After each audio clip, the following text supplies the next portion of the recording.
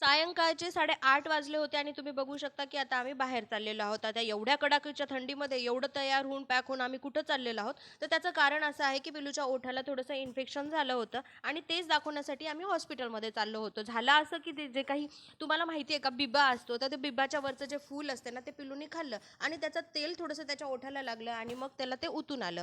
आता आम्ही डॉक्टरकडे गेलो होतो, पण डॉक्टर काही हॉस्पिटलमध्ये नव्हते, थोड्या वेळाने येणार होते. मग म्हटलं तोपर्यंत जी काही आपली शॉपिंग आहे ते करून घ्या. आता शॉपिंग काही फार अशी मोठी नाही, मला फक्त स्लीपर घ्यायची होती. कारण एवढ्या थंडीमध्ये टाईलच्या फरशीवर एवढ्या पायाला मुंग्या येत होत्या.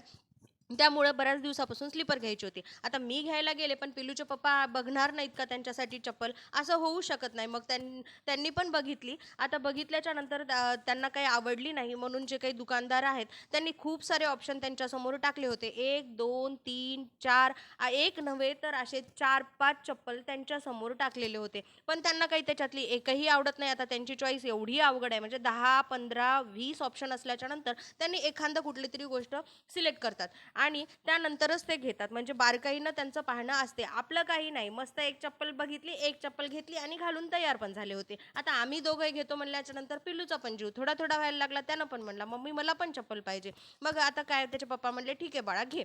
मग आता त्याला पण ऑप्शन खूप सारे पाहिजे तर नेहमीप्रमाणेच मग त्यानं त्याच्यासमोर सुद्धा स्लीपर टाकल्या, वेगवेगळ्या चप्पल टाकल्या आणि त्यानं ते घालून बघितला. आता तुम्ही बघू शकता त्याची पण चॉईस जी आहे ना त्याच्या पप्पासारखीच आहे. म्हणजे जवळपास त्याला 10 ते 12 ऑप्शन लागतात आणि त्यानं तेव्हाच सिलेक्ट करते. आता तो घालूनच नाही तर पप्पाच्याही 2 पाऊल पुढे म्हणायला हरकत नाही. त्यानं चालवून पण बघितलं.